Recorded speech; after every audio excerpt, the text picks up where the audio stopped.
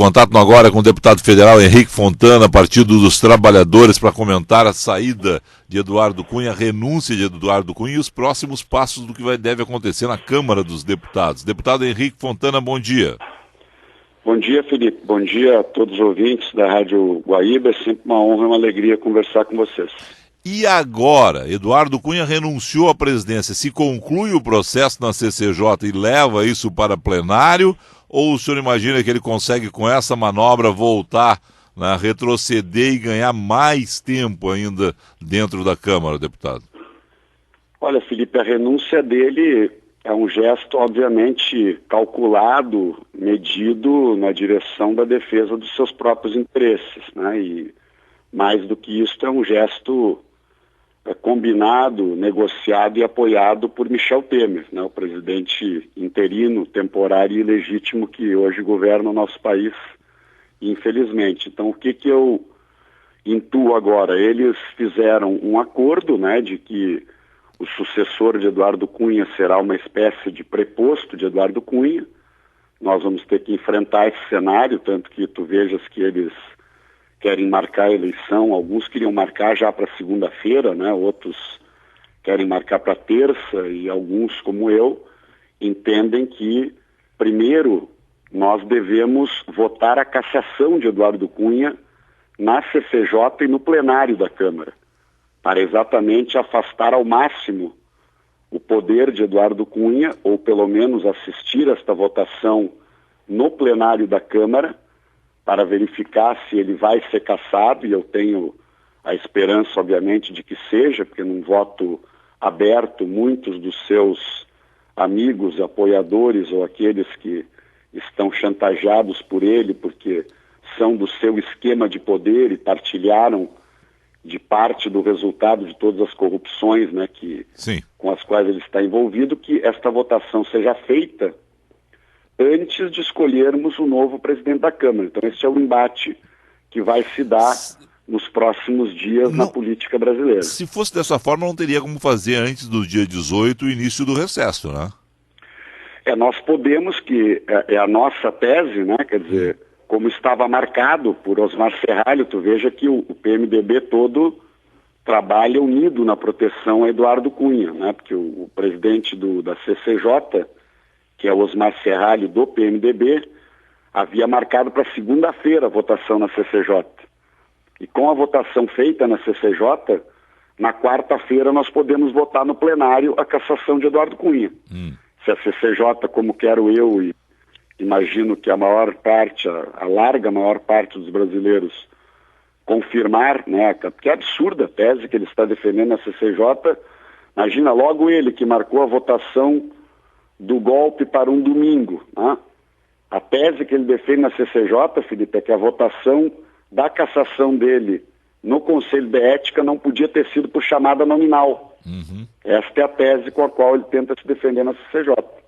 Então, essa tese deve ser derrotada por maioria de votos. Os brasileiros têm que poder saber como cada um vai votar neste caso. Claro. E na quarta-feira pode estar sendo votada a cassação dele na Câmara. Agora, este não é o interesse do governo ilegítimo de Temer. Tá. Né? A tese hoje é que vai ser terça-feira a votação para a presidência. O PT... Hoje é terça-feira que está marcado, né? Não, há uma guerra de disputa nisso. Mas a tese hoje é que... A turma do Eduardo Cunha se fez uma reunião paralela de líderes, né? Porque eles têm a maioria dos líderes, que hoje há uma confusão, né? Você veja que a situação que o parlamento brasileiro está vivenciando só uma frase, Felipe, antes de entrar na posição talvez do PT que tu queira saber. Exatamente isso. Mas uma frase só.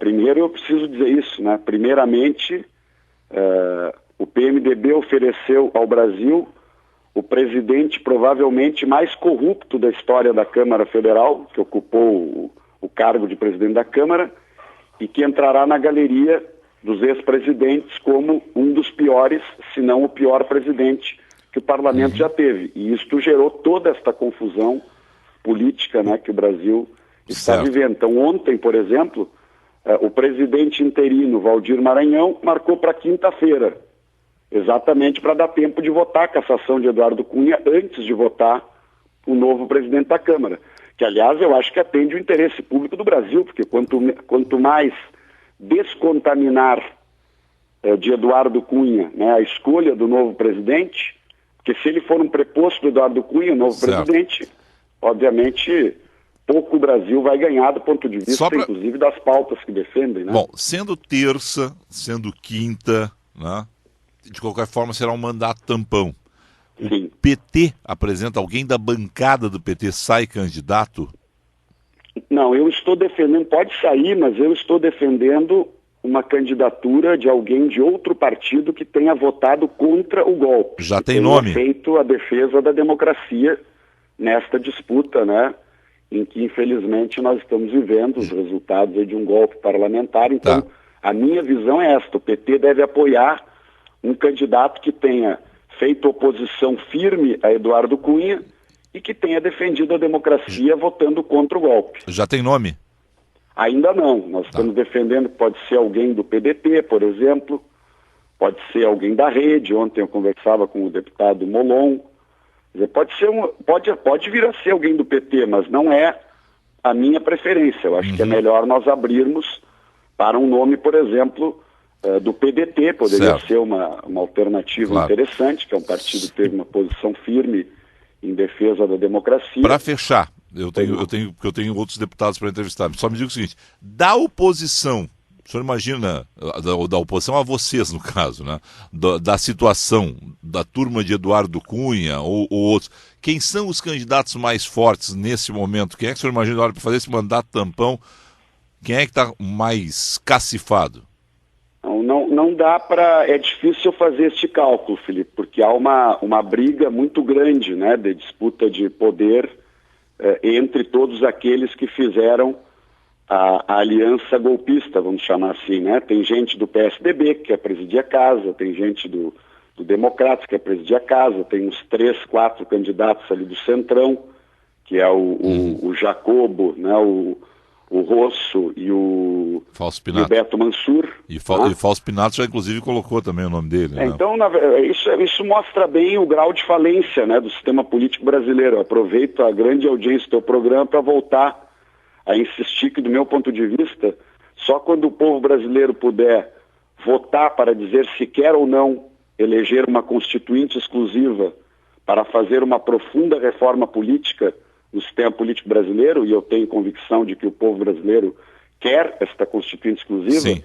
E aí ele vai eleger uma constituinte exclusiva, e aí ele vai, num novo sistema político, eleger um parlamento muito diferente desse que nós temos atualmente. Então você veja que nós vamos ter provavelmente 7, 8 candidatos a presidente da Câmara, mostrando também ainda a fragmentação política que o país está vivendo, né? Deputado Henrique Fontana, obrigado ao senhor, um excelente dia de trabalho.